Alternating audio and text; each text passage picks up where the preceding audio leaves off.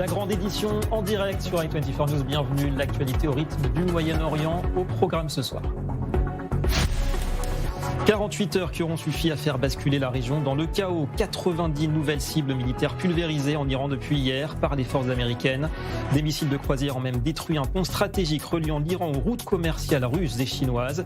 Des explosions auraient frôlé également la centrale nucléaire de Boucher. Que dire de la riposte? Téhéran réplique par une pluie d'attaques, missiles et drones. Les sirènes auront hurlé au Qatar, Koweït, Bahreïn et jusqu'en Jordanie, aux portes d'Israël. Le régime prend-il soin d'éviter pour l'heure d'entraîner Tsahal dans la spirale?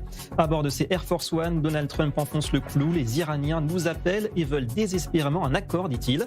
S'ils frappent, nous répondrons 20 fois plus fort. Comment expliquer cette rupture brutale avec le récent préaccord? Nous tenterons d'y répondre tout au long de cette édition.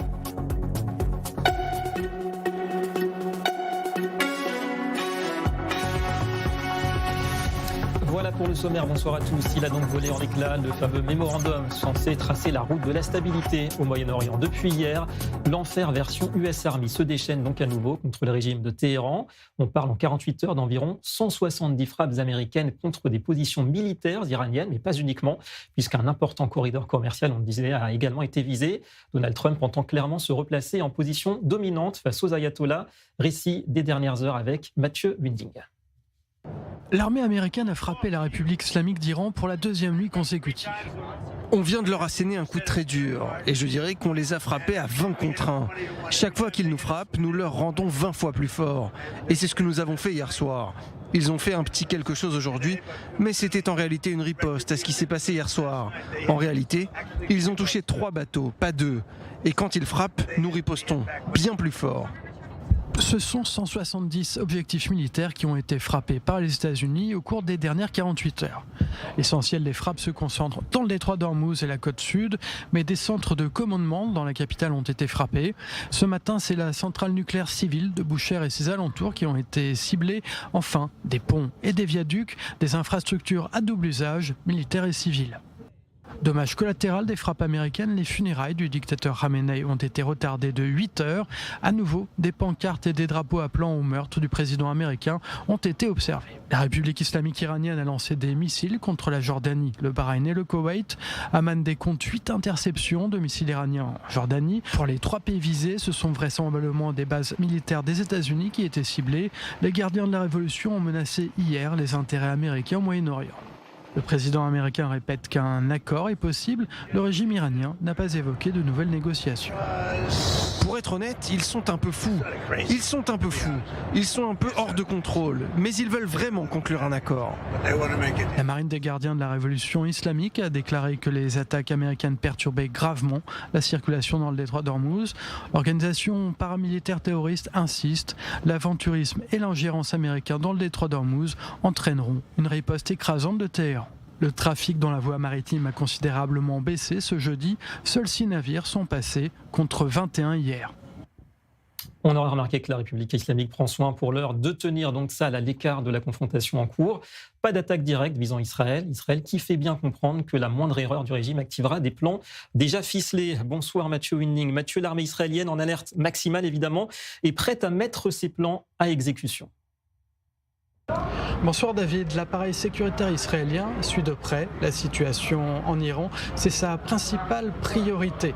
Il est fort probable que les plans d'attaque soient déjà prêts.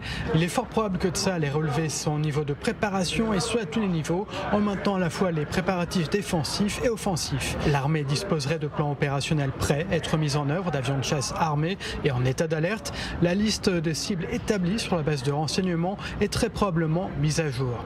Par différents moyens de communication, Tsahal fait comprendre à l'Iran qu'à la moindre erreur, Israël frappera. On le rappelle, la coordination des armées américaines et israéliennes par le biais du commandement central américain, le CENTCOM, est d'un niveau rarement vu dans l'histoire militaire. Le but, faire en sorte qu'Israël soit prêt à faire face à toute escalade soudaine et ne soit pas prise au dépourvu. Alors d'un côté, alerte maximale pour les forces de sécurité, de l'autre, les consignes du commandement du front intérieur restent inchangées pour la population civile. Israël, sur le qui-vive, observe attentivement attentivement l'Iran. Selon Jérusalem, le régime iranien tente de remettre en état de fonctionnement 2 systèmes, un offensif, l'autre défensif, les missiles balistiques et le système de défense aérienne. En cas de nouveau conflit, le système de défense antiaérien iranien pourrait entraver la réussite des opérations américaines, israéliennes ou conjointes. Autre difficulté opérationnelle pour les alliés, le renseignement sur le terrain en Iran est difficile à obtenir. Merci beaucoup Mathieu Winding. Alors, beaucoup de questions ce soir encore évidemment. Voici nos invités. Jonathan Serrero, bonsoir, analyste et reporter. Et Doron Avital, qui est avec nous également, ancien commandant d'unité spéciale de Tsahal, ancien député Kadima à la Knesset. Merci d'être avec nous. Doron Avital, Israël est pour l'heure, on le disait, tenu donc à l'écart de ces affrontements. La question, c'est jusqu'à quand, d'après vous ?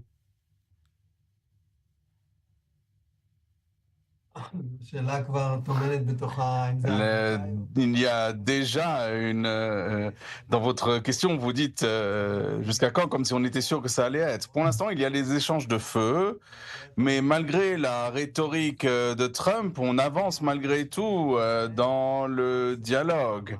Et s'il y a une entrée d'Israël, cela risque de mettre en danger tout le processus. Donc, il est tout à fait possible que dans les 24-48 heures, il y ait des changements. Voilà, mon estimation prudente à l'heure actuelle, c'est qu'il n'y aura pas d'attaque en Israël. Ouais, c'est votre estimation. Jonathan, tout de même, la Jordanie, on le voit, qui a été visée. Ça se rapproche d'Israël. Les Iraniens prennent des risques quand même ?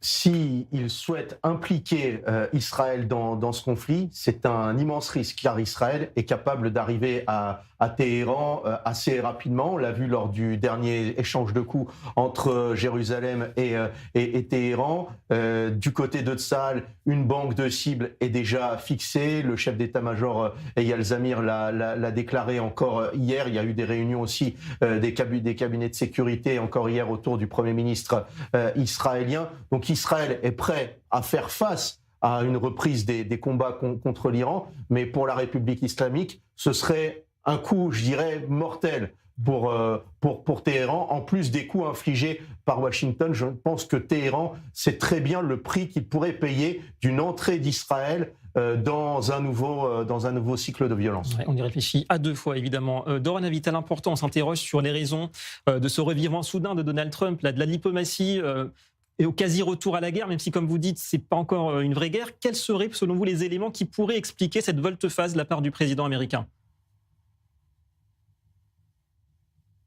Tout d'abord, je ne suis pas convaincu qu'il y ait un changement de position. Il veut continuer à progresser dans le cadre des ententes. Mais il y a ce qui se passe dans le détroit d'Ormuz. Il a senti qu'il devait agir. Vous savez que Trump, il parle et il attaque immédiatement. Donc je pense que c'était un risque mesuré de la part de Trump. Alors, on joue là avec le feu, mais bien sûr, quand on joue avec le feu, on peut toujours prendre le risque d'une escalade. Maintenant, si cela s'élargit à Israël, cela changera les choses complètement. Pour l'instant, je pense que c'est une autre forme de négociation en réalité, par le feu. Donc vous dites réaction ponctuelle, mais on garde le cap de la diplomatie de la part des Américains ?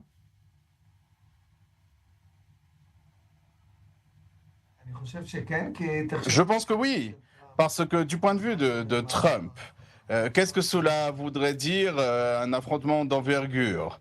C'est-à-dire pas seulement des tirs vers des cibles iraniennes, mais disons des forces au sol, la fermeture du détroit d'Ormuz.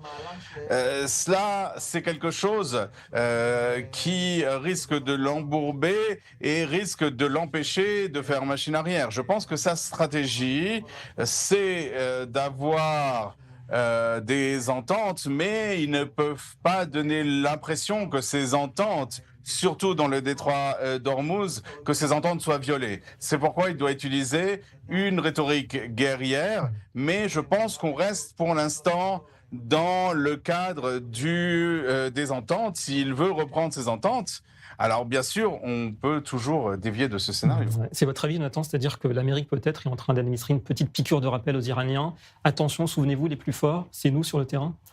Ce qui est sûr, c'est que les États-Unis ont la capacité de frapper, je dirais, éternellement la République islamique au regard des moyens de l'armée américaine, et la réciproque n'est pas vraie.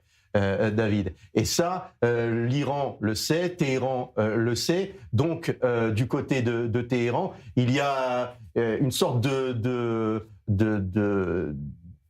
comment dirais-je, il y a une sorte de remise en question de sa position, notamment sur la question du détroit d'Ormuz, puisque, je vous le rappelle, du côté de l'Iran, on ne souhaite pas se mettre d'accord avec les États-Unis sur une voie, je dirais, parallèle à celle empruntée aujourd'hui par la République islamique. Donc il y a un véritable point de discorde sur cette question des voies maritimes au détroit d'Ormuz. On le sait, du côté de Washington, on a ouvert une autre voie plus au sud que celle empruntée par Téhéran, près des côtes omanaises. D'ailleurs, il y a eu des conversations entre Téhéran et le sultanat d'Oman qui n'ont rien donné. Et je pense que toutes ces discussions qui n'ont rien donné ces dernières semaines depuis la signature de cet accord-cadre nous conduit à cette situation de confrontation entre Téhéran et Washington. Ouais, intéressant, étonnant peut-être aussi, Doron Avitan, les Émirats épargnés contrairement aux fois précédentes. Est-ce que c'est intéressant comme détail, ça aussi ? Je pense qu'il y a un dialogue dans le Golfe. Une des raisons pour lesquelles Trump n'a pas lancé une attaque d'envergure, c'est entre autres à cause d'une intervention des Saoudiens. Et il est possible que les Émirats arabes unis soient considérés comme une catégorie différente. Mais peut-être que c'est un signe. Mais en Iran aussi, il est tout à fait possible qu'il y ait des accords, un camp plus modéré autour du président du Parlement et un camp plus radical avec les gardiens de la Révolution qui ne veulent pas avancer dans les pourparlers. Il y a un dialogue par le feu qui risque malheureusement de déborder. Mais pour l'instant, on reste sous le parapluie des négociations. Ouais, plutôt relativement circonscrit. Merci beaucoup, Doron Avitan. Merci, Jonathan, pour rester avec nous. Alors, on a noté que Washington frappe au cœur apparemment des infrastructures iraniennes jusqu'à viser un axe ferroviaire clé, un pont important, voilà, des routes commerciales qui relient le pays à la Chine et à la Russie. Quel est le message, le signal ? Est-ce que la logique même du conflit est en train d'évoluer avec une pression économique toujours plus forte et des risques de débordement incertains ? Eh bien, 3 questions ce soir. On a le plaisir d'interroger Dov Zera. Bonsoir et merci d'être avec nous. Ancien directeur général de l'Agence française de développement. Évidemment, on fait attention à ne pas surestimer l'impact de ce type de frappe, mais quand même, est-ce que ce conflit il est en train, lentement, sûrement, si ça continue, en tout cas, de changer d'échelle stratégique, puisque les intérêts russes et chinois entreraient dans l'équation à terme ? Je ne le pense pas. Je pense que le principal enseignement que l'on peut tirer de cette dernière séquence, c'est que Trump et les Américains ne contrôlent pas la situation, ne contrôlent pas le processus, ils sont en réaction. Ils sont en réaction de ce que font les gardiens de la révolution, ils sont en réaction de ce que leur demandent les Saoudiens, les corrupteurs qataris ou autres. Donc on est dans une situation ouverte du fait de cette absence de contrôle. Et compte tenu de ce qui a été dit aussi à Téhéran, de savoir si un clan l'emporte sur l'autre. Des influences différentes, que ce soit saoudienne ou qatari, c'est vrai que c'est pas la même chose. Mais au regard quand même, pour revenir sur ça, de ce que viennent de faire les Américains, est-ce qu'on peut s'attendre à une forme de réponse des Chinois ou des Russes ? Est-ce qu'il pourrait y avoir davantage d'implications maintenant de leur part, maintenant que leur corridor commercial, qui compte pour eux, on l'imagine, avec l'Iran, il a été touché ? C'est possible, rien ne peut être exclu. Néanmoins, compte tenu de la situation de la Russie vis-à-vis de l'Ukraine, du fait que les Russes aujourd'hui sont dans une situation plus que compliquée compte tenu des pénuries d'essence, des pénuries de gazole, compte tenu du fait que les Ukrainiens sont en train de dominer la partie. Donc, je ne les vois pas s'aventurer encore une fois sur un autre front, d'autant qu'on laisse entendre qu'ils auraient des velléités d'attaquer un pays de l'OTAN comme la Pologne.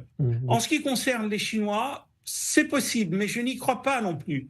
La situation économique chinoise n'est pas très extraordinaire, n'est pas très positive, et les Chinois veulent la paix. Les Chinois veulent faire le business. Alors, bien entendu, lorsqu'on s'attaque à une de leurs routes de la soie ou autre route d'approvisionnement, ils vont réagir. Mais ils le feront, je pense, par la diplomatie, par d'autres voies que d'aller en guerre. Donc c'est pas de moment ni pour la Russie ni pour la Chine. Et au final, troisième question, même si l'Iran a déjà démontré sa résilience ces derniers mois, est-ce que vous pensez que les Américains vont continuer à utiliser ce levier de la vulnérabilité de ce type d'installation iranienne comme levier de pression justement sur Téhéran, mais aussi sur ses alliés, sur les alliés de l'Iran? Oui, c'est possible. Simplement, la question qui se pose aux Américains, c'est que veulent-ils aujourd'hui ? Est-ce qu'ils veulent rester calés sur ce Memorandum of Understanding qui est d'une légèreté, d'une complexité et ambiguïté à la fois, ou est-ce qu'ils veulent redéfinir clairement des objectifs et du coup y aller jusqu'au bout? C'est ça la difficulté. Les Américains, et notamment Trump s'est avéré un très piètre chef de guerre. Et d'ailleurs, il a un problème psychanalytique de ce point de vue-là avec Netanyahou. Donc, il s'est avéré, il le ressent, il le constate jour après jour. Et donc, il réagit, il surréagit, mais on ne voit pas sa ligne. On ne voit pas où il veut en venir. Ouais, on le verra peut-être dans les jours qui viennent. Merci beaucoup, Dov Zera, pour cette analyse. Merci, en David. 3 questions dans la grande édition ce soir. Allez, il est temps d'aller prendre la température maintenant aux États-Unis, avec parfois certains détails ou anecdotes qui peuvent nous éclairer sur l'importance de ce qui se joue en ce moment. En direct de Washington, Axel Monnier. Bonjour Axel, notre correspondant. Alors, il est question de ces étranges changements d'avion auxquels a dû se plier Donald Trump ces dernières heures, qui semblent nous confirmer que ces menaces dont fait l'objet le président américain, c'est du sérieux. Oui, effectivement, le tout nouveau Air Force One est parti vers l'Angleterre, vers une base militaire américaine.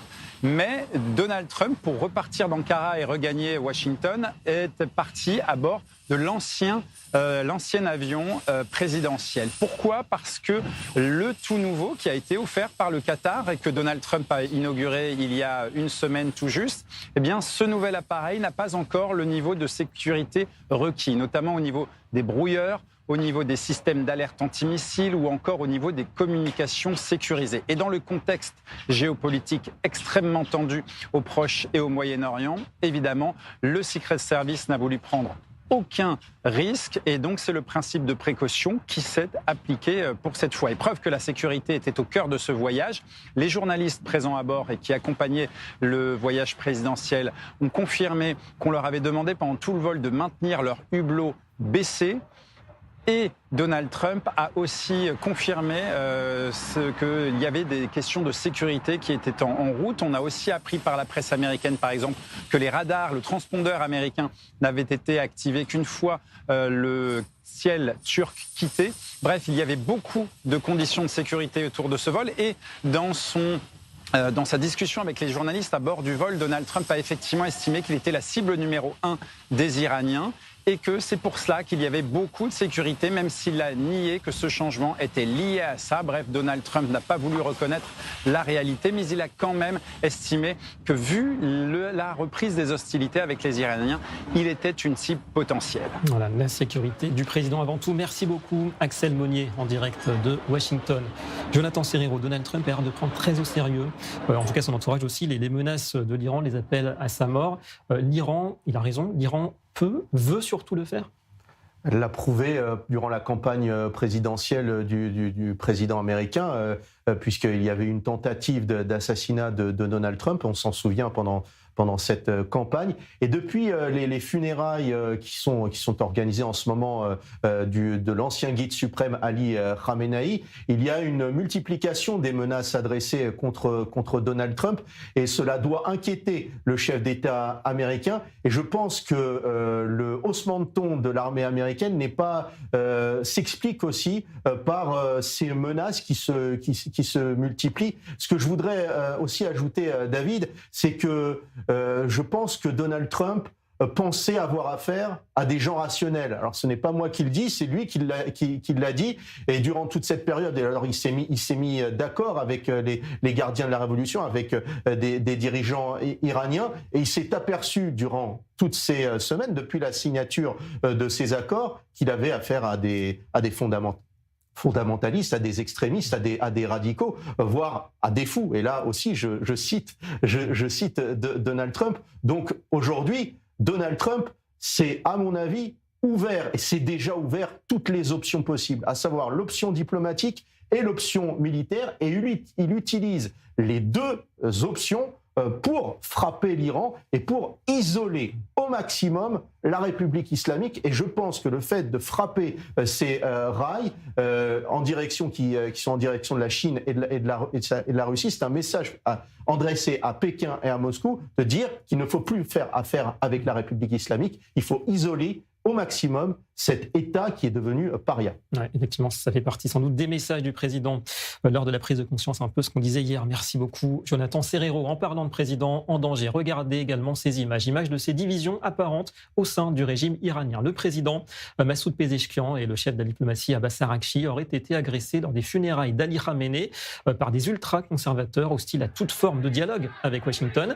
La scène se serait déroulée en tout cas lundi à Téhéran. Le New York Times évoque des cris de mort aux soumis et une tentative de lynchage. Des vidéos partagées sur les réseaux sociaux qui montrent donc Pezeshkian confus, chancelant. Ce sont ses gardes de sécurité qui l'ont mis à l'abri, vous le voyez, et ont repoussé la foule.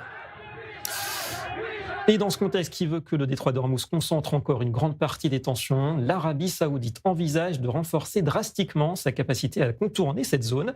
L'enjeu, les exportations de pétrole évidemment. D'après Reuters, Riyad étudie l'extension de son oléoduc est-ouest vers la mer Rouge pour y acheminer jusqu'à 2 millions de barils supplémentaires par jour.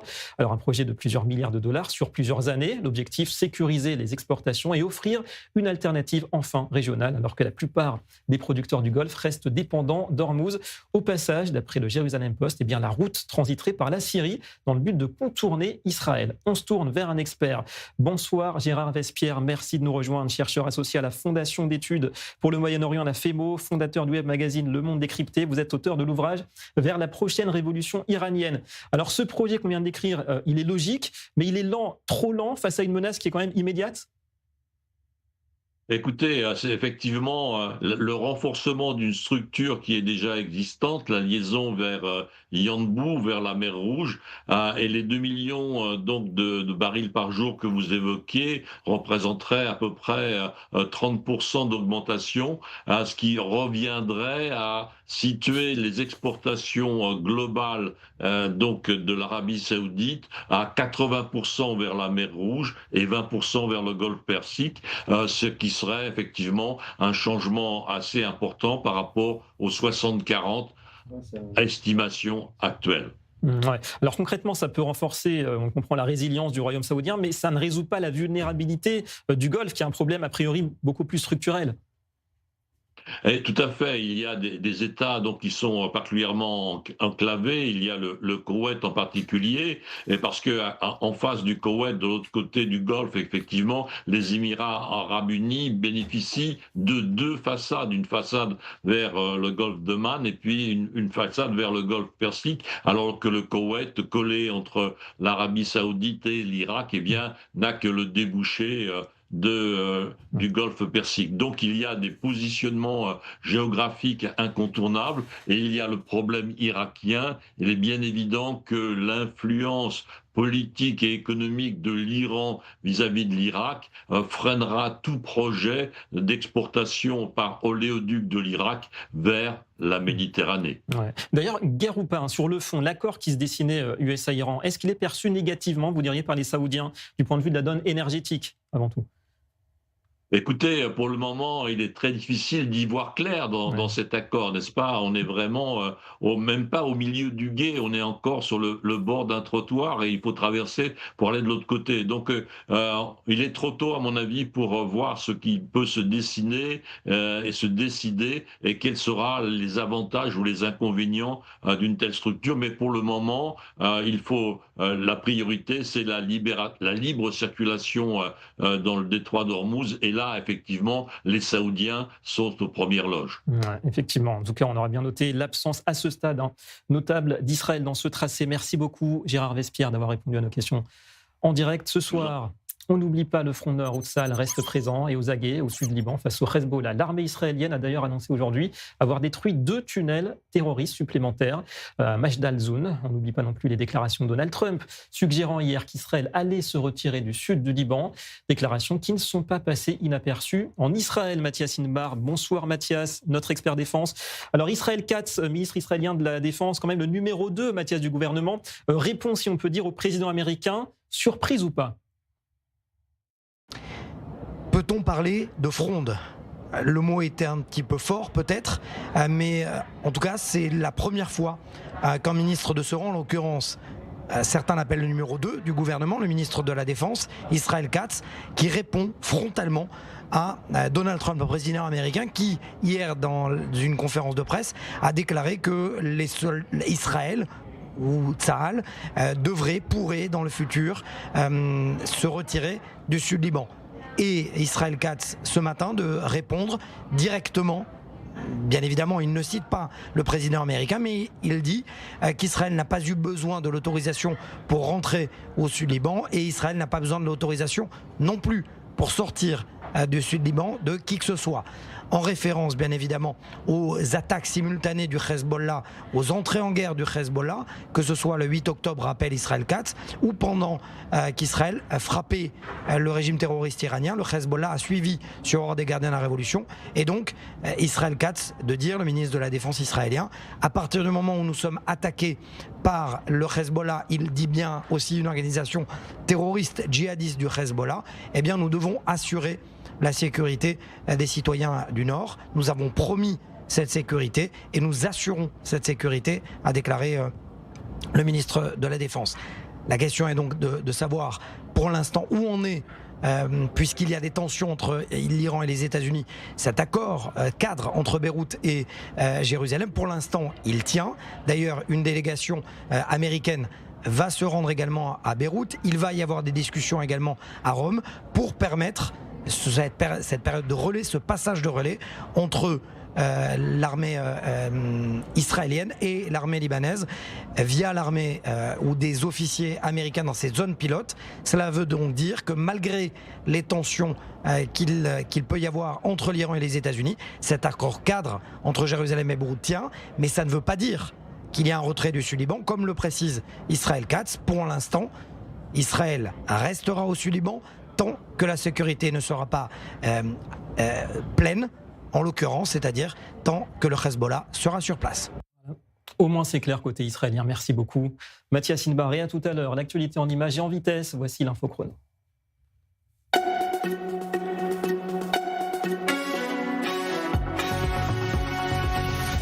On parlait du Liban à l'instant, accélération de la lutte contre la menace très actuelle des drones d'attaque. La société américaine Sky Defense dévoile Cobra Jet, un intercepteur autonome nouvelle génération qui est conçu pour contrer les essaims de drones.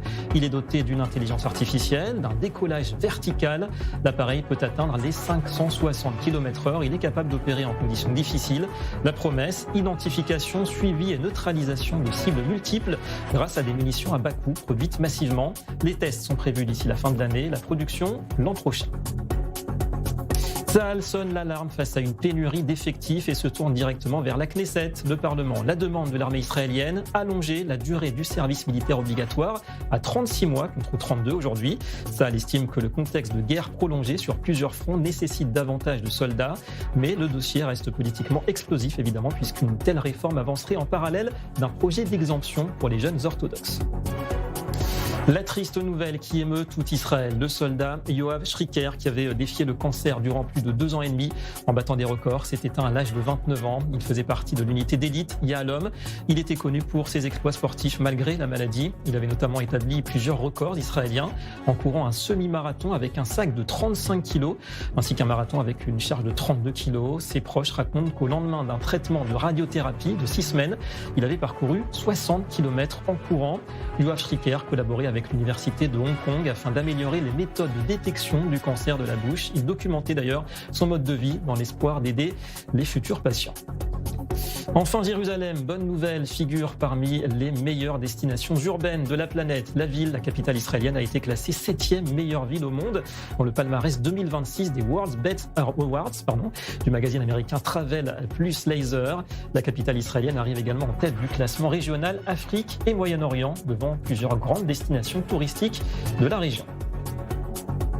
Et sans transition, une petite parenthèse politique. On part en France.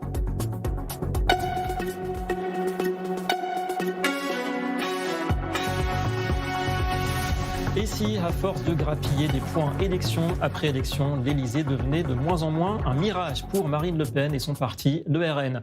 Moins de 48 heures après sa condamnation, la voilà qui caracole plus que jamais en tête des sondages. Elle est donnée, vous voyez, gagnante dans tous les scénarios et face à tous les challengers du moment, que ce soit Édouard Philippe, Gabriel Attal et n'en parlons pas pour Jean-Luc Mélenchon avec un écart de 40 points, 70-30. Bonsoir Mickaël Darmon, éditorialiste pour i24 News. Alors on le sait, ce sont des sondages. On sait, il reste encore 9 mois. Mais tout de même, qu'est-ce qui pourrait la priver cette fois-ci de la victoire l'an prochain, Marine Le Pen ? Ce qui pourrait la priver de la victoire, c'est, comme vous l'avez dit, c'est-à-dire un contexte politique totalement différent, parce que évidemment, tous ces sont les sondages du moment, eh bien, ils sont précédés d'une question qu'il ne faut pas oublier, c'est et si on votait dimanche. Donc voilà, si on votait dimanche, eh bien voilà quels seraient les résultats, mais l'élection. On le sait, et donc au printemps prochain, donc il y a encore beaucoup de temps. Qu'est-ce qui pourrait la priver politiquement également d'une accession à l'Élysée ? Eh bien, ce serait une difficulté de rassemblement au second tour. Vous avez 2 lois d'airain, 2 principes fondamentaux dans une compétition présidentielle. C'est que 1, rien ne se passe comme prévu. On commence à le vérifier. Et 2, effectivement, les surprises et les rassemblements sont toujours beaucoup plus compliqués que prévu. Et au deuxième tour, il faut rassembler 22 millions de personnes. Il faut rassembler au-delà de son camp. Donc, bien évidemment, le premier tour, le socle électoral de Marine Le Pen est très fort, on le sait. Le parti, le RN, les partisans, les électeurs, même des nouveaux électeurs, organisent un socle extrêmement puissant. Mais au deuxième tour, il faut aller au-delà de son camp. Et là, de ce point de vue-là, évidemment, la difficulté sera tout autre et c'est une autre campagne qui commencera. Donc aujourd'hui, bien sûr, les sondages, on le sait, prennent la mesure de ce coup de poker, de cette réaction absolument sidérante de la part de Marine Le Pen, qui immédiatement a vu la brèche dans laquelle elle s'est engouffrée au moment où elle est redevenue inéligible le 7 juillet au soir, en disant qu'elle était candidate, qu'elle se pourvoyait en cassation et qu'elle entamait également une autre,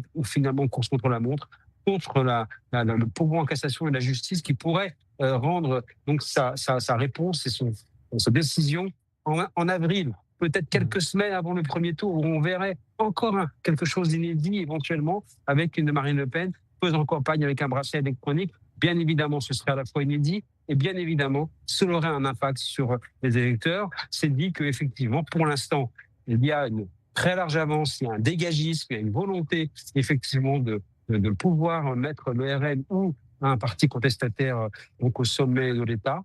Mais évidemment, rien n'est écrit parce que la campagne ne fait que commencer. Ouais, effectivement, comme vous dites, socle puissant. En tout cas, c'est elle la favorite pour l'instant. En 2 mots, Mickaël, est-ce qu'il n'y a plus de suspense aussi en interne au sein du RN ? C'est elle la candidate, c'est pas Jordan Bardella ? Il n'y a plus de suspense, il suffit de voir donc le visage de Jordan Bardella. Les sourires ont changé de camp, comme on l'a vu dès le premier déplacement. Il est en train de digérer le fait qu'il avait quand même commencé vraiment à croire au fait qu'il serait candidat et certainement peut-être élu, en tout cas dans sa tête. Et puis voilà, lui aussi, il apprend. Il a encore des choses à apprendre en politique. Et là, il apprend effectivement que dans une campagne, rien ne se passe comme prévu. La patience, il est encore très jeune. Merci beaucoup, Mickaël Darmon, d'avoir répondu à nos questions depuis Paris pour ce parti pris. Nous voici au terme de notre série spéciale 1000 jours de guerre multifront depuis les attaques du 7 octobre. Place au dossier de la semaine.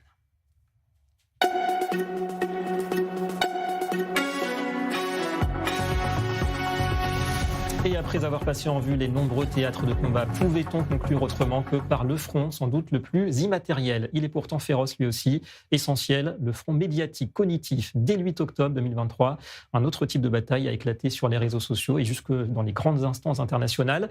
La bataille du narratif. Comment contrer un récit de haine d'Israël qui s'impose, souvent au mépris de la réalité factuelle? Comment faire face à la désinformation de masse? D'abord en exposant les faits. Illustration, Mathias Inbar. Le 5e front, air, mer, terre, cyber et cognitif. La bataille de l'information, ou plutôt pour certains de la désinformation. Un processus enclenché dès le 8 octobre, au lendemain des massacres perpétrés par le Hamas. La machine de guerre de la réalité inversée s'est mise en marche.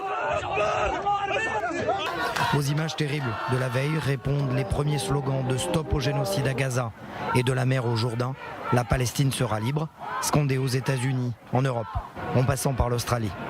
Il n'est alors pas question de gagner la guerre, mais bien celle des esprits.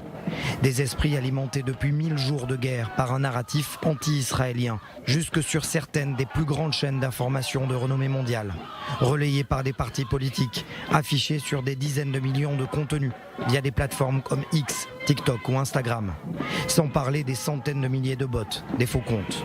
Il faut pouvoir occulter les massacres du 7 octobre, l'entrée en guerre du Hezbollah le lendemain, présenter l'Iran comme une victime, qualifier le Premier ministre israélien de nazi.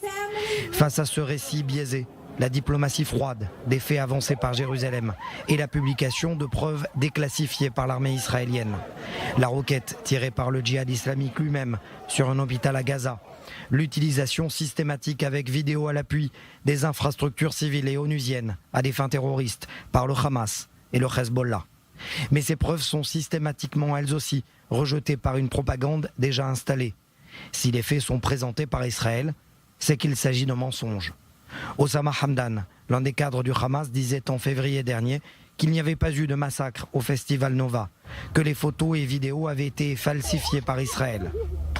Même constat dans le Nord et pour la dernière guerre en Iran.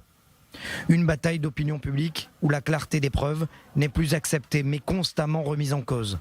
Une guerre cognitive qui n'aura pas attendu 1000 jours de guerre bien réels pour être prise d'assaut par les instances juridiques internationales comme la Cour internationale de justice ou la Cour pénale internationale. Une guerre cognitive qui place une démocratie au niveau d'un groupe ou d'un État terroriste. Israël et le Hamas, le Hezbollah ou l'Iran. Et on va tenter de décortiquer l'anatomie d'une manipulation médiatique à grande échelle, ce qui pousse la Hasbara, d'ailleurs la communication israélienne, à faire sa petite révolution. Et on vous retrouve, Mathias Inbar, vous qui maîtrisez parfaitement également ce type de sujet. Eh bien, sur le terrain de la tech, Israël a quelques repères, on va dire. Oui, s'il y avait un mot ou quelques mots à retenir finalement de ces 1000 jours de guerre en termes de communication, ça serait la communication et 2.0 où elle n'est pas. C'est exactement ce qu'ont compris les services de communication Internet de l'armée israélienne, de la diplomatie israélienne. Il faut aller vite. Et pour aller vite, il faut aussi communiquer très vite. Et pour communiquer très vite, il faut utiliser les réseaux sociaux, justement. C'est la raison pour laquelle, pour la première fois, eh bien, l'armée israélienne a compris que les maquettes synthèse 3D pour apporter les preuves de ces frappes, pourquoi de telles frappes, pourquoi des infrastructures, pourquoi viser telle ou telle infrastructure, c'est parce que à l'intérieur il y avait des armes, il y avait des terroristes, et pour cela il faut le montrer immédiatement. Et donc, plus qu'une déclaration d'un porte-parole, il faut aller très vite. Et donc, parfois en 1 heure, 2 heures, l'armée israélienne a déclassifié des preuves, a montré donc au cours de ces 1000 jours de guerre, que ce soit face au Hamas, face au Hezbollah en Iran, le pourquoi de la frappe, ça permet à la communication d'aller plus vite. Alors oui, bien évidemment, il y a un monde entre cette communication-là et des millions de bots dont on vient de parler, acquis à la cause des terroristes, mais ça a permis d'aider. Et aujourd'hui, par exemple, lorsque le COGAT, l'administration civile et militaire dans les territoires, eh bien, casse les codes et dit que aujourd'hui la situation humanitaire est stable depuis le cessez-le-feu à Gaza depuis 2025, eh bien, on cite des chiffres, plus d'eau aux mains des Gazaouis, plus de lits, plus de médicaments. Tout cela permet de casser aussi la propagande qui parle de situation humanitaire catastrophique. C'est ça aussi, la communication et les leçons apprises depuis ces 1000 jours de guerre. Merci beaucoup Mathias Inbar. Et intéressant de noter que le COGAT, qui coordonne les activités d'Israël dans les territoires, a publié un rapport, pas plus tard que ce jeudi, rapport qui vient confirmer que l'aide humanitaire à Gaza durant le cessez-le-feu a largement dépassé les besoins. On parle de 1,78 million de tonnes de nourriture entrées donc dans Gaza depuis le cessez-le-feu, soit 3 fois tout de même les besoins définis par le Programme alimentaire mondial. Pour conclure ce dossier, c'est bien sûr le colonel Olivier Rafovitch qui est avec nous. Bonsoir et merci. Spécialiste de gestion de crise, expert en communication de crise. Alors c'est vrai que depuis le 7 octobre, on a peut-être pris conscience, pour ceux qui en avaient besoin, encore davantage de la minutie machiavélique avec laquelle le Hamas a conçu sa stratégie, donc avec un volet médiatique très abouti. Est-ce qu'on aurait sous-estimé l'écho qu'il a obtenu au final au niveau mondial ? On a vu des grands médias qui reprenaient quasiment les informations données jour après jour par le Hamas. Bonsoir David, merci de m'avoir dans votre émission. Nous sommes face à une guerre informationnelle d'amplitude gigantesque. Il faut également savoir que des pays comme le Qatar, entre autres, ont investi des milliards de dollars dans une propagande extrêmement bien huilée avec des réseaux d'influence comme par exemple Al Jazeera, que ce soit des chaînes de télévision en plusieurs langues, en arabe évidemment, mais également des réseaux sociaux de type AJ+, qui répercutent une propagande terrifiante contre Israël et contre les Juifs, avec un antisémitisme présent et surtout un soutien à la cause Hamas, le djihad islamique et autres. Donc dans cette guerre-là, effectivement, au-delà des moyens, au-delà même des preuves que nous pouvons, qu'Israël peut amener, peut présenter, il y a, je dirais, une ambiance générale dans le monde qui fait que ceux qui sont contre Israël ne veulent pas en fait convaincre les gens au niveau du cerveau, mais ils veulent influencer les gens au niveau des émotions. Et cette guerre peut-être, elle a une guerre qui est peut-être la plus filmée, la plus socialisée au niveau des réseaux sociaux, mais c'est une guerre qui en fait ne joue pas sur les preuves, sur les faits tels qu'ils sont, mais sur les émotions que cette guerre peut produire et influencer des groupes de gens, entre autres la jeunesse.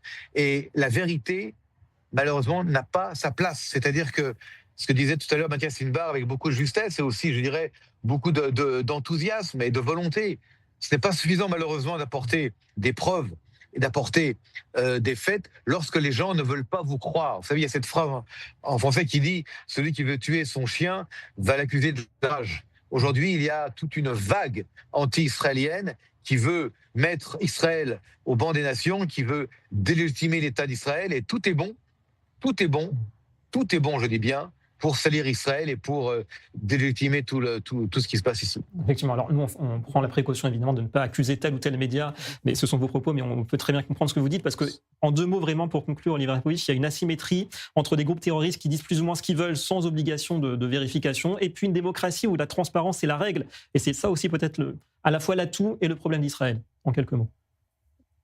Non, je ne pense pas. C'est une guerre. Dans la guerre, eh bien, les gens font la guerre. Nous sommes en guerre contre le Hamas, le Hezbollah, et le Hamas et le Hezbollah sont en guerre contre Israël. Donc tous les moyens sont bons pour la guerre. Vous savez, c'est une guerre. Maintenant, on ne va pas dire parce qu'ils mentent, alors ils sont pas au niveau. Et ils mentent parce que c'est leur manière de faire. Ils attaquent Israël sur l'élément de la vérité, de la véracité des faits. Nous sommes face à cette vague-là. Nous devons dire ce qui se passe, mais également savoir que l'ennemi est extrêmement sophistiqué, et qu'il y a d'énormes moyens financiers derrière cet ennemi. Encore une fois, le Qatar, entre autres, développe des milliards dans cette guerre de l'information. Ça fait partie effectivement de la guerre, c'est un aspect très important, on l'a bien compris. Merci beaucoup, colonel Olivier Rafovitch, pour cette analyse qui conclut notre dossier de la semaine. Et pour conclure cette édition séquence, reportage, un roman d'espionnage bien réel.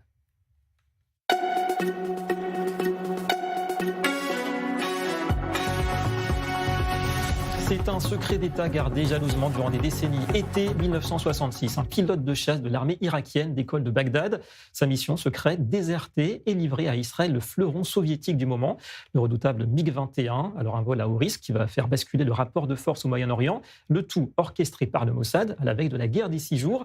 On connaît la suite de l'histoire et aujourd'hui, eh bien, des témoins clés brisent le silence. Ils dévoilent les coulisses de ce coup d'éclat. Reportage signé Roni Chouchensky. רוני, אני רוצה לראות לך דברים שנשארו מאז. מאז אנחנו מדברים 60 שנה.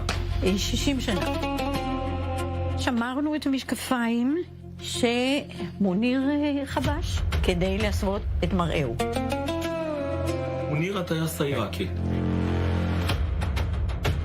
האנשים שתראו בכתבה מחזיקים בביתם פיסות היסטוריה ששינו את פני המדינה לדורות. המוסד הוציאו מדליה שבין עיראק לישראל שהוא טס. בגדד לחצור. זה יהיה סיפור מהסרטים. שאלתי את אייזר, מה בעצם היית רוצה ממני כראש המוסד? הצלחה גדולה של המוסד, של המדינה. אני צריך כאן מטוס מיג 21. אתה יודע שזאת משימה כמעט בלתי אפשרית. מבצע ג'יימס בונד. בקיץ 1966, טייס עיראקי ממריא מבסיסו בבגדד ומחליט לערוק. לאן? לישראל. טיסה שלימים תשנה את מאזן הכוחות במזרח התיכון. אז הדרכו אותו ואמרו לו, בין תאריך זה וזה, תקשיב ברדיו, וביום שתשמע תשאיר מרחבתן מרחבתן. זה הסימן שלך שאנחנו מחכים לך עכשיו, נהיה לי ביום, יומיים, 3 הקרובים. ותהפוך לאחד המבצעים הנועזים והדמיוניים ביותר של המוסד ושל חיל האוויר מאז קום המדינה. אני מוצא חובה להביע בפניך את הערכתי הרבה של מבצע הבאת מטוס המיג 21 העיראקי על טייסו. אם הייתי צריך לבקש ממך להגדיר במשפט אחד את מבצע יהלום, איך היית מגדיר אותו? אחד המבצעים הגדולים של המוסד שלא מוכר בציבור. יש כאן סיפור לא רק על פעולה חסרת תקדים, אלא גם על תפנית מדהימה וחיבור שיוצא מעבר לגבולות של המוסד והמופעלים שלו. הוא היה פה בן בית. הם היו בחתונה שלנו. 60 שנה אחרי, מבצע יהלום יוצא שוב אל האור. אנחנו שתקנו 40 שנה. איך שומרים סוד כל כך הרבה זמן? לא אומרים למישהו מה השעה אם אין לו סיווג ביטחוני. אלוף משנה במילואים יהודה פורט, אז סרן צעיר בחיל האוויר, מקבל מסיבה מהמוסד שנשמעת אז דמיונית, לשכנע טייס בצבא עיראק לעזוב את מדינתו, ולהביא לכאן את מה שנחשב אז לאחד מהנשקים המתקדמים ביותר שנמצא אצל מדינות ערב, מטוס רוסי, מיג 21. אני הגעתי בשלב ראשון כדי להפיק ממנו מודיעין, לא כדי לגייס אותו למבצע. זו פגישה של גישוש. ובמפורש אמרתי לו שאני רוצה לדבר איתו קודם כל על חיל האוויר העיראקי. והוא מספק את הסחורה? בשמחה. בלי שום רתיעה. בפגישה השנייה הבנתי שיש לנו פה אדם רציני. אני מנסה להיכנס לראש של מוניר. הוא בא מתוך נכונות להרוג. במדינות ערב אומרים, אחרי שבת מגיע יום ראשון, אנחנו נגמור עם היהודים, אנחנו נגיע לנוצרים. הוא לא חשב שהוא מקבל את הקידום המגיע לו. ותדמיין לעצמך טייס, מהנדס, מוכשר, אבל נוצרי. לא מקדמים אותו. והמשפחה סובלת, 2 ילדים קטנים, והוא מוכן לעזוב. ופה המוסד נכנס לפעולה. הגיע ראש המוסד, התיישב שולחן על ידינו בבית קפה, והסתכלו עלינו, מדברים עם מוניר. ממש כמו בסרטים. יושבים בבית קפה. יושבים בבית קפה. ומוכנים. ומסתכלים.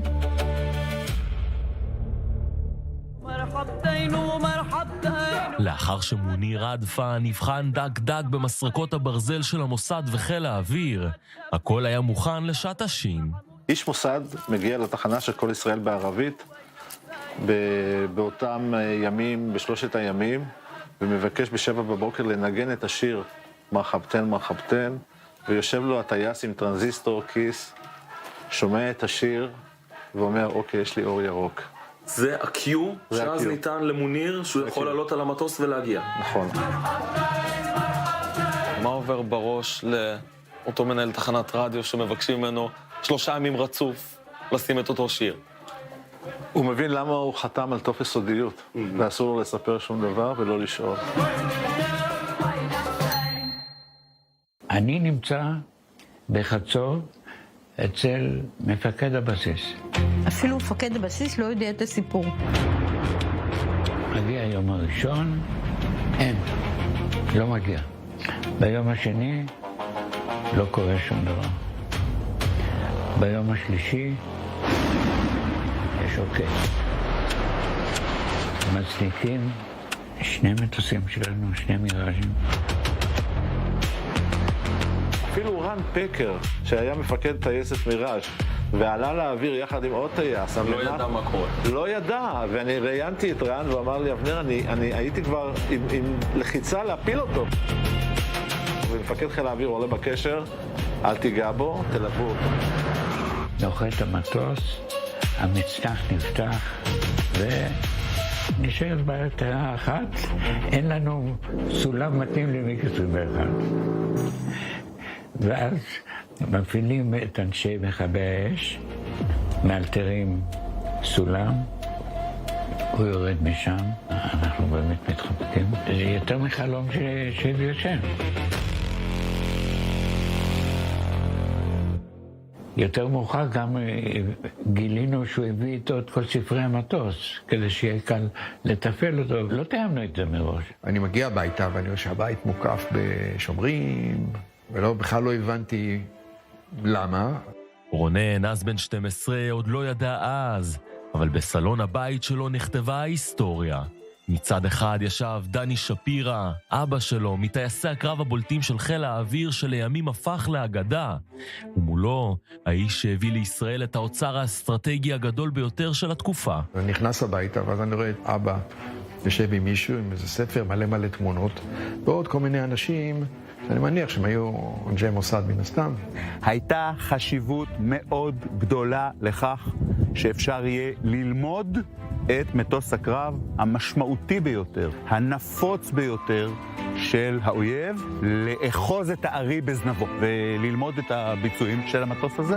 הוא לימד את אבא המטוס. שאתה אומר הוא? אני לא יודע עדיין שהוא זה הטייס העיראקי, בוא נאמר את זה ככה. ואז אבא אומר לי בשקט ככה, רונן, קח את הדברים שלך ועוף מפה. הוא בא אליי לחדר, ואז הוא בעצם אומר לי, שמע, אני הולך לספר לך משהו סודי ביותר, ואתה שותף סוד. ואתה ילד בן 12, והוא מספר לך את זה. הוא סיפר לי את זה. אז הייתי שותף סוד לגבי הטייס העיראקי, ובאמת לא דיברתי על זה עד ממש כששואלים בשנים האחרונות. השעון תקתק, דני שפירא צלל אל תוך ספרי ההפעלה של המיג, ובתוך ימים ספורים כבר ישב בתא הטייס. באוויר, יחד עם טייסי חיל האוויר הישראלים, החל המרוץ לפיצוח סודותיו של מטוס הקרב המתקדם בעולם. ואמר למוניר, אני הולך להטיס אותו. הוא אומר לו, איך אתה הולך להטיס אותו? יהיה בסדר. הוא היה בהלם מזה שטייסים ישראלים מסוגלים לטוס על המטוס, ללא הדרכה ולא שום דבר, כשבעצם הוא זה שנתן את הדרך.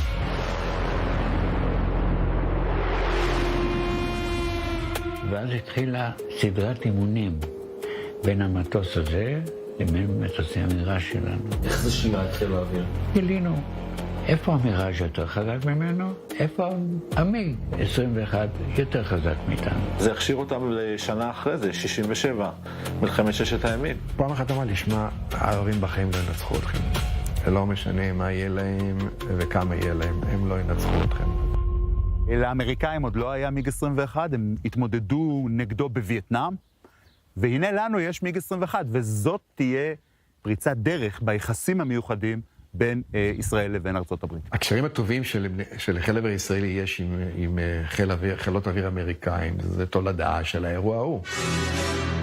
המיג העיראקי עבר מהפך של ממש. הדגלים הוחלפו, סמלי חיל האוויר נוספו, אבל מי שבחר את מספר הזנב החדש שהתנוסס עליו, דאג להשאיר גם חותם סמלי לסיפור היוצא דופן שהביא אותו לכאן. ה-007 זה היה איזושהי קריצה, רעיון של חיל האוויר לעשות מחווה למוסד. כמובן, 007 זה ג'יימס בונד, 00 זה ה-license to kill, ו7 זה מספר הסוכן. יש לנו תמונה ששון קונרי, שמגלם את ג'יימס בונד, מבקר בישראל ומצולם יחד עם מפקד חיל האוויר ליד המטוס. על פניו המבצע הושלם, המיג 21 נחת בישראל, המטרה הושגה והמשימה הסתיימה. אבל עבור האנשים שהיו שם זה היה רק הפרק הראשון. בשנים שהם היו בארץ וטיפלנו בהם, אז... כשאת אומרת טיפלנו, מה זה אומר? רשמנו את הילדים, יש 2 ילדים, לגן ולבית הספר, נתנו להם שמות עבריים, ביקרנו אחד אצל השני, טיילנו ביחד בארץ, ממש היינו בידידות, בייחוד 3 הזוגות האלה, דני שפירא והם ואנחנו. פה זה אצל ההורים בבית, כשהם היו באים, לפי הבגדים, אני רואה שזה היה בטח איזה ארוחת שישי או משהו כזה. אז יש לנו בצד ימין את אבא ואת מוניר, שלידו מוניר היה כזה נמוך קומה, אבל בחור מאוד מאוד מוצק, ומדבר מאוד מאוד בעדינות. ושוב, מדובר בטייס עיראקי שערק עם המטוס שלו לישראל. הוא היה פה בן בית. הוא היה בן בית. מדהים לחשוב על זה בזמנים של אז. כן. המוסד קנה להם דירה בתל אביב, זה בית דירות עם שכנים. אני עברתי דלת דלת, בדקתי שאין סיכוי שקופרברג וזילברברג ידעו פרסית, כי מכרנו אותם לשכנים כמשפחה יהודית שברחה מאיראן. הייתה נוצריה אדוקה. אז עשינו הסכם, הצלב בתוך החולצה, ופעם בשבוע אני באה להסיע אותה ליפו לכנסייה להתפלל. ישראל העניקה למוניר ומשפחתו מקלט, ביטחון ועתיד, אבל אחרי הטלטלה שעברה המשפחה, ההסתגלות לחיים החדשים לא הייתה פשוטה. הם יצאו מכאן והם לא הסתדרו, והוא קיבל דום לב ונפטר. היא לבד ריחפה. הייתה מטלפנת אליי מקצה תבל 2-3 לפנות בוקר, ושואגת לי, דינו, אני רואה אותם למטה. כלומר, היא פחדה שאנשי סדאם חוסיין בעקבותיה. זה נגמר בטרגדיה של המשפחה. מבחינתו, יכלו לחיות פה עוד שנים רבות וטובות. זו תמונה שלי על אחד המטוסים על המיג. על המיג. בדיוק 25 שנה אחרי. 25 שנה אחרי שאבא שלך עלה עליו פעם ראשונה, גם הבן שלו עולה. נכון. מה מוניר היה אומר על זה? הוא לא ידע שאני מסיים קורס טייס, כי אני סיימתי ממש אחרי מלחמת יום הכיפורים. הוא אמר שאם היה יודע, הוא היה רוצה לבוא למסדר הכנפיים ולראות את הקטע הזאת, כי הוא היה מבקש לטוס מאחור.